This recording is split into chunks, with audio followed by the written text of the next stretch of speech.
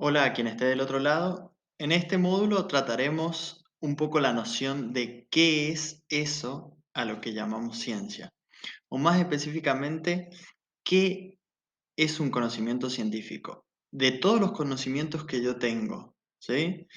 ¿Cuál de todos podría catalogarlo como un conocimiento científico? Esa va a ser nuestra pregunta que nos va a guiar y la pregunta que intentaremos responder a lo largo de este módulo. Comenzaremos el módulo haciendo referencia en nuestro punto número uno a la historia o al surgimiento o a una aproximación histórica sobre cómo se fue desarrollando esta empresa que es la ciencia o esta actividad científica. En el punto número 2 trataremos de definir o trataremos un poco de nombrar o rodear esta noción de ciencia. En el punto número 3 hablaremos de dos nociones básicas o dos conceptualizaciones básicas que impone la ciencia, que son la base empírica y la zona teórica. Y en el punto número 4 abordaremos puntos generales sobre la observación científica. A toda ciencia la acompaña un proceso de observación. Y lo más importante de la ciencia, o los puntos más importantes de la ciencia, es que tiene un método justamente para realizar observaciones y para poder catalogar esas observaciones como observaciones científicas. Y es lo que abordaremos en el punto número 4. Comencemos con nuestro primer punto. Las aproximaciones históricas a lo que se refiere o a aquello que sucedió o que se fue desarrollando como actividad científica. Y en el siglo III nos encontramos, o en el siglo III antes de Cristo, para aclarar, nos encontramos con Aristóteles, con esta persona que supo de alguna manera o encaró el conocimiento racional. Aristóteles, bueno, catalogado a veces como empirista, comenzó a desarrollar un poco o limitó lo que sería un conocimiento basado en la experiencia e intentó elaborar una primera definición de episteme, que nosotros es el término que traducimos del griego episteme, lo traducimos como ciencia a nuestro lenguaje. Para Aristóteles, justamente, hacer episteme o hacer ciencia es conocer algo por sus causas. Es decir, el conocimiento de algo o de una realidad por sus causas es para Aristóteles la ciencia. ¿Sí? No por intuición, no por tal vez algún conocimiento religioso o cultural, sino cuando descubrimos las causas de alguna realidad, entonces estamos obteniendo un conocimiento científico. Después nos encontramos en el siglo XVI, ¿sí? Con la llamada revolución científica, una revolución del conocimiento que de alguna manera determina o delinea lo que después va a desarrollarse como la ciencia actual. Y es que en el siglo XVI, más o menos desde el 1543, desde Copérnico hasta Newton, ¿sí? En el 1687, se fueron sucediendo una serie de hechos de descubrimiento o de conocimientos científicos, pero definitivamente acompañado con estas líneas del conocimiento se fue desarrollando el método científico.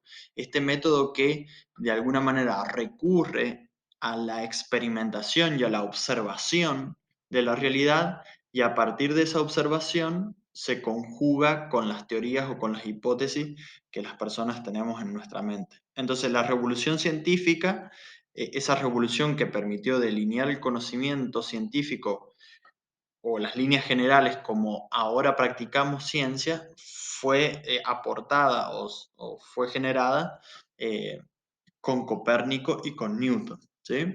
Y después, en el siglo XX, nos encontramos con otro hito importante para la ciencia, que es la filosofía propiamente de la ciencia. En el siglo XX se desarrolló una nueva problemática de aquello a lo que llamamos ciencia, o un intento nuevo de seguir definiendo o de redefinir qué es la actividad científica, qué son las pseudociencias, a qué podemos considerar como científico, cuál es la importancia de la ciencia en las sociedades actuales, cómo podemos de alguna manera justificar la actividad de los y las científicas. Entonces, este movimiento de la filosofía de la ciencia que se produce en la epistemología del siglo XX va a ser importante para nosotros. Nosotros iremos a ver dos autores que son como algunos referentes de este movimiento, eh, que son Karl Popper y Thomas Kuhn. Nuestro punto número 2 tenía que ver con tratar de definir qué es la ciencia. Y he podido redactar acá tres definiciones tomadas de distinta bibliografía, entre ellas tomadas de Quine, también un filósofo. Y en sí la ciencia es difícil de definir porque encontramos muchas definiciones, pero tiene que ver con esto, con un entramado de teorías que de alguna manera pretenden o intentan explicar o describir lo que pasa en la realidad, digamos. Los comportamientos de los hechos, cómo se producen, cuáles son los hechos futuros, cuáles son las consecuencias de aquellas cosas que suceden o de los fenómenos de la realidad. ¿Sí? La ciencia también podríamos decir que es una actividad que se basa en un método preciso, digamos, en el método propiamente que denominamos método científico, ¿sí? Y este método lo que nos permite es sistematizar la relación entre los hechos, o sea, los sucesos, los fenómenos, con las hipótesis o conjeturas que podemos ir elaborando a partir de nuestros pensamientos. Entonces, el método científico se encarga un poco de unir y relacionar estos dos aspectos, nuestras mentes con los hechos de la realidad. Y tal vez una tercera postura o una tercera noción que nos ayuda a completar esta definición de ciencia tiene que ver con qué es aquel conocimiento o ese conocimiento que nos permite predecir los hechos futuros, o sea, lo que va a pasar en un futuro, ¿sí? Por ejemplo, este medicamento va a actuar de tal manera en alguien a partir, ¿sí? De lo que pasó en el pasado. O sea, basados en nuestro pasado, nosotros podemos predecir los hechos del futuro. Y la ciencia, si bien es esta una actividad propiamente que nos marca la linealidad del tiempo, tal vez, y lo podemos pensar de cualquier hecho o suceso en el mundo, no hace falta que sea científico, pero la ciencia justamente se encarga de lubricar o de aceitar esta predicción y hacerla cada vez más exacta.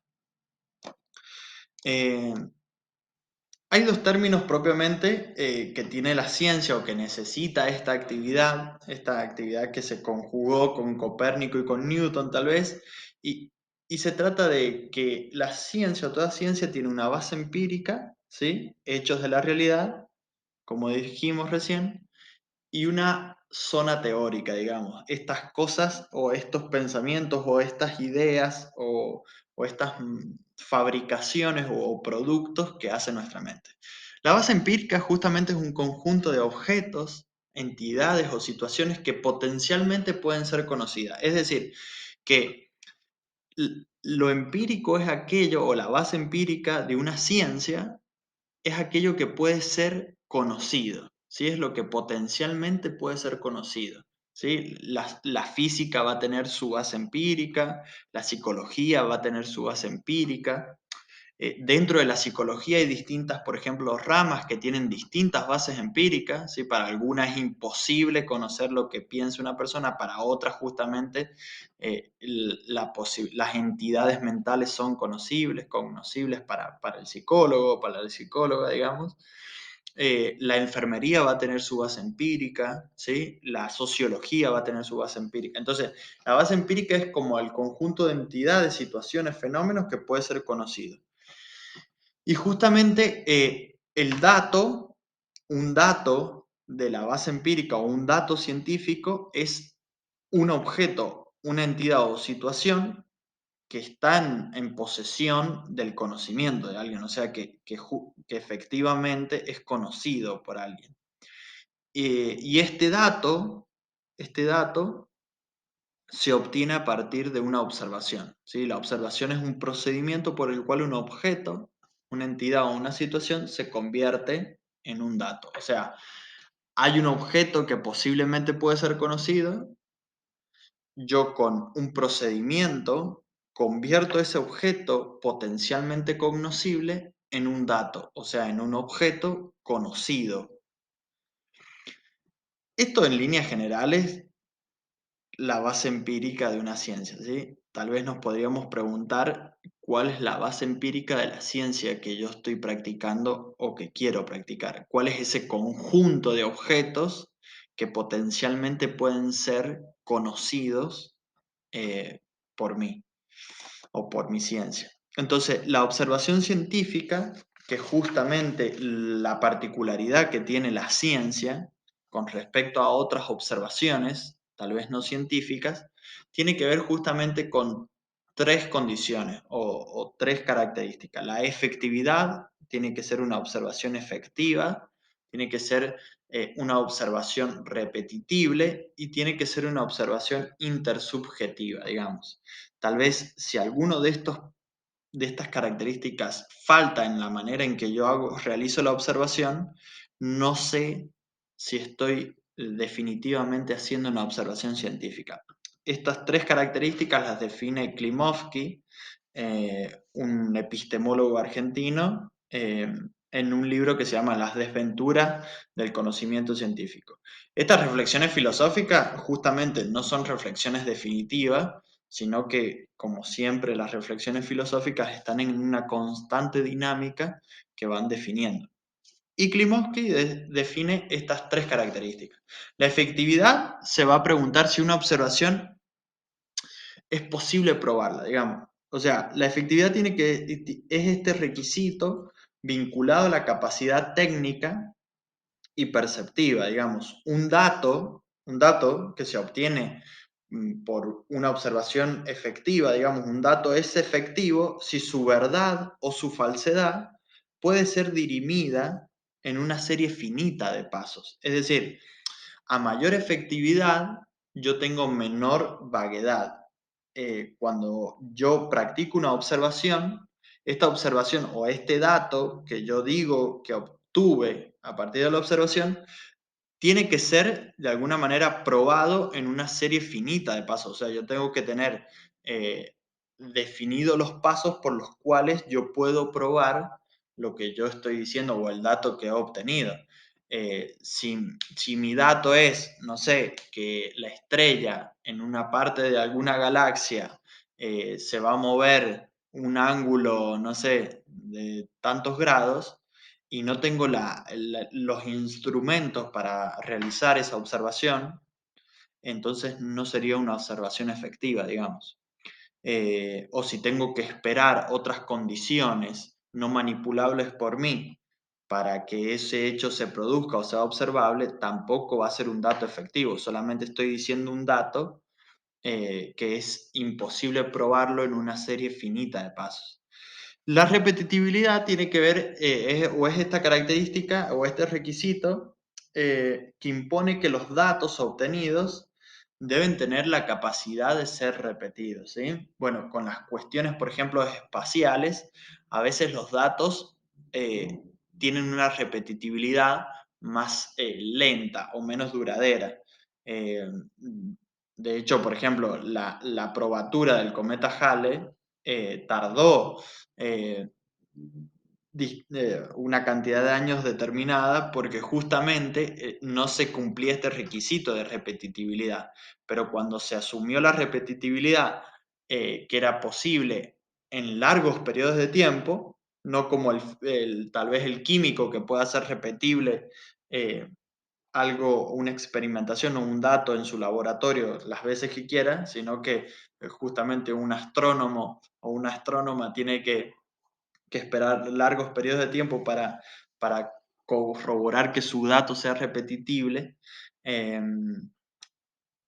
no importa. justamente la repetitividad hace que la observación sea este hecho o sea esta característica que me permite repetir un dato, digamos, decir que este dato puede pasar varias veces. Y la intersubjetividad tiene que ver con esta característica de la observación, o sea, yo hago una observación y para que sea científica tiene que cumplir con la intersubjetividad, es decir, este dato está disponible para otras mentes o es solamente un dato disponible para mi mente, digamos. La ciencia puede trabajar sobre datos disponibles únicamente para una sola mente o justamente los datos o el procedimiento científico tiene que ver con hacer de los datos algo disponible o algo a la mano para los demás científicos. Eh, Hay algunas prácticas científicas, bueno, que juegan mucho con, por ejemplo, la astronomía con la repetitividad, tal vez la psicología con la intersubjetividad, tal vez un fenómeno social de nuevo con la repetitividad, porque bueno, es difícil que se repitan los mismos hechos sociales más de una vez. Tal vez la efectividad también juega algún rol con la paratología o con la técnica. Bueno, sin embargo, estas tres características se buscan en la observación científica. La zona teórica es un conjunto de objetos o entidades o situaciones que no son observables directamente, sino que se asumen en correspondencia con los datos de la base empírica.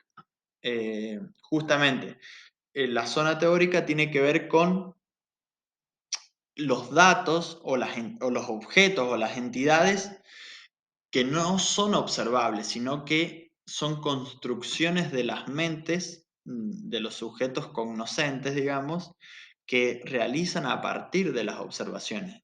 Digamos, un átomo, digamos, o un electrón no es observable, no es un dato que podemos observar a partir de un hecho científico, digamos, o de una observación científica.